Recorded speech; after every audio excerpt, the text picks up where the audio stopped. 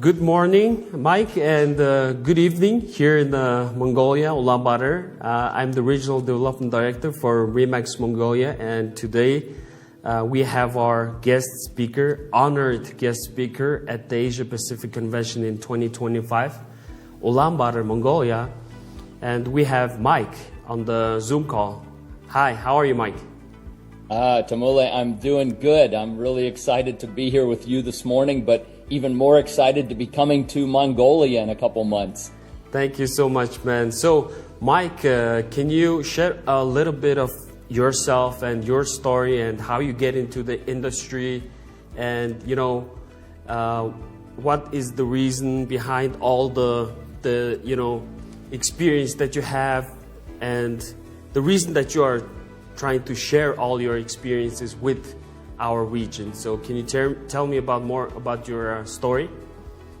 Absolutely, yes. I grew up in the United States, but about 32 years ago, I started a small banking business in Belize outside the United States to provide mortgage services to North Americans buying property in Central America because there was no mortgage money. And so this was my first foray outside the United States in business. And what happened was we saw the need for mortgage money, then we saw the need for U.S. standard, North American standard product in the region, and we started our development company 29 years ago to serve North American consumers who are looking to either retire or live and work overseas. And that's really the genesis of how I became involved in international global real estate. I started working with the National Association of Realtors in the United States. I've done a tremendous amount of training for them and for the various associations around the United States and Canada. I've presented in the Philippines and Thailand at some regional Asia conferences as well over the years, but then ultimately served on the Presidential Advisory Group to the National Association of Realtors and then on their board of directors as well. So for me, the international real estate is an absolute passion. And one of the main concepts, I guess, that I really like to talk about with realtors is that we have an incredible opportunity to serve our clients, of course, when they're buying property in our home countries. And I'd say that the strongest conception of global real estate is when people are coming from the outside to our home countries and we help them buy real estate because we know the local real estate market. So if we're in Mongolia and we have investors from Thailand coming, we can show them around Ulaanbaatar, we can help them, purchase a property that's right for them. But the piece that I bring to the table, and I would almost say uniquely so, is how do we as realtors in Mongolia serve a Mongolian client who's looking for a property maybe in Thailand, if, for example, or Europe or Asia or wherever it happens to be. And I call that the outbound global, right? The inbound global we all understand. The outbound global is very different. It's a different concept and it requires a slightly different toolkit.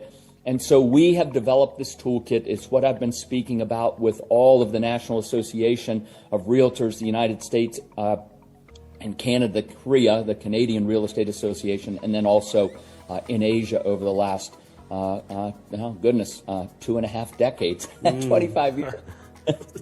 Yeah. Okay, thank you so much. Yes, one of the biggest reasons that we are doing the event is also actually the reason, the international transactions, international cooperation between the regions. In recent years, the Asia market, especially the Asia Pacific, is actually, the real estate market is actually booming. So there's a huge opportunity here. So by coming to this event, what are your expectations, personally and as a business? What do you see? Do you see any kind of opportunities, global? Any kind of transactions or cooperation? Do you see this kind of opportunities in this event?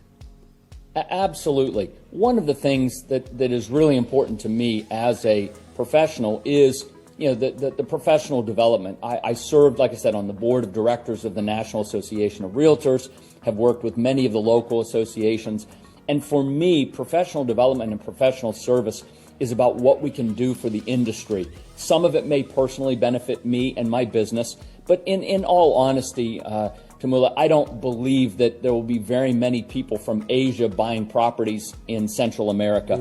I really don't. But what we can do, what I am able to do, is help frame the concept of these cross-border transactions and help provide tools, a toolkit really, in addition to the conceptual understanding of what this is, provide the tools and the toolkit for realtors to successfully complete cross-border transactions. And when we do that, the global business of our industry is enhanced. And when that happens, everybody wins. And so I hope maybe someday there'll be some transactions that would occur in Central or South America with my Asian connections that I will make at your conference. But at the end of the day, if we can just simply help the real estate industry become better at cross-border transactions, everybody wins, the industry is more successful, and that really is all a part of my professional service, right? It's part of giving back to the industry that has really made me what I am today, and our business so successful. We have a very, very successful business, and I like to give back professionally when I can. Thank you so much. Thank you so much. It's a powerful message for all of our audience. So going back more into the conference itself, so what kind of topics you are presenting to the audience, and what kind of message are you trying to convey to our audience and attendees during the event? We have people from over 30 countries in Asia Pacific. Yes. And as well as the European regions, because this year, this is one of the good things, good things that we have is, it's not really good, but we don't have any kind of European conventions of RE/MAX this year. So we have a chance to gather the European regions here in Mongolia as well. So the attendee countries would be more than 30. So what would be the context and the message? Well, absolutely. Great question. Tamula, the reality is RE/MAX is an incredibly powerful and successful franchise in the real estate industry. Everybody knows it. And that is a huge, huge asset for your organization. And so when you can collect 30, 40 countries, however many people coming from around the world, to be together and have a brain trust. And that's really what you're doing. You're creating a brain trust of people who share a common goal and a common objective. And so what I want to do is present really three major concepts. What I will present are three major concepts. The first is simply that the world has changed because of the government's reactions to COVID, the lockdowns. Because for the first time in human history, work and the location of work for a large number of people has been disconnected. Okay, I mean, for the last 100,000 years of human history, work and location of work were together, right? Yes, and so, agreed. Right, and so now for many people it has been decoupled, and that is as big as the agricultural revolution, the industrial revolution. We've been calling it the post-industrial revolution for, goodness, like about 50 years, I guess, since the late 1960s, early 1970s. However, the problem is the management structures were industrial, and until COVID forced people to stay at home and work from home, the management structures around that had to change, and it did change. And I know many companies are saying, oh, you've got to come back to the office, but it's like the genie that got out of the bottle. Yeah, some people are coming back to the office, but most people are not. And so this change is revolutionary, truly revolutionary, just like the Industrial Revolution. And the impacts of this incredible shift in society, we are just scratching the surface of what that means. So that's the first concept, because it really frames why global more and more people are going to work from home, and when they can work from home, they get to choose where home is. if they live in a cold weather country, they might want to be in a warm weather country, or vice versa. So the why, I call this the why we need to pay attention to global. And then the second piece is that I would say the misconception that global is about helping people come to our home countries. It is, but it's not only that. I think so much of the global perspective in real estate is about inbound. So what my second objective is to show why outbound global is actually a very powerful place that we as realtors can serve our clients. Again, and then thirdly, how do we do it, right? What are the tools that allow us to identify the people in our network, in our home country who are looking at property overseas? How do we bring value to the transaction? Because we must bring value to a transaction in order to earn a commission, right? So how do I identify them? How do we bring value? And then how do we earn that commission for the value we bring to the transaction? So those are the three big concepts: the why, the what, and the how. Those are the three concepts. Thank you so much. That is actually very powerful messages, and our attendees would 80 or almost 90% of the attendees would be agents and brokers who are really focused into going abroad, expanding their market into foreign countries, getting into international business. So this is one of the biggest reasons why they are really looking forward to attend our conference. Tremendous. By the way, you said 80 to 90% to move. What are the other 20% of attendees? Who are they? Well, rest of them would be the regional owners of the regions and the regional staff. So basically, it's the overall, it's the whole region of different RE/MAX region would be coming to Mongolia. So. That makes sense. So owners and staff. Yes. Got it. Okay. Yes. Yeah.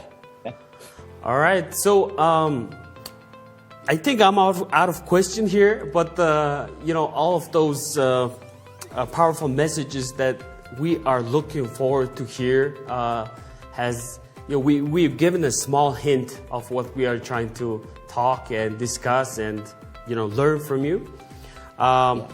So as a country, you don't get to travel to Mongolia every year, or it's I've been telling this to every international attendees that it's a once in a lifetime opportunity to explore what Mongolia is and what Mongolia has to offer. So did you do any kind of research on what kind of country you're coming to, and as personally, what are your plans after the main conferences?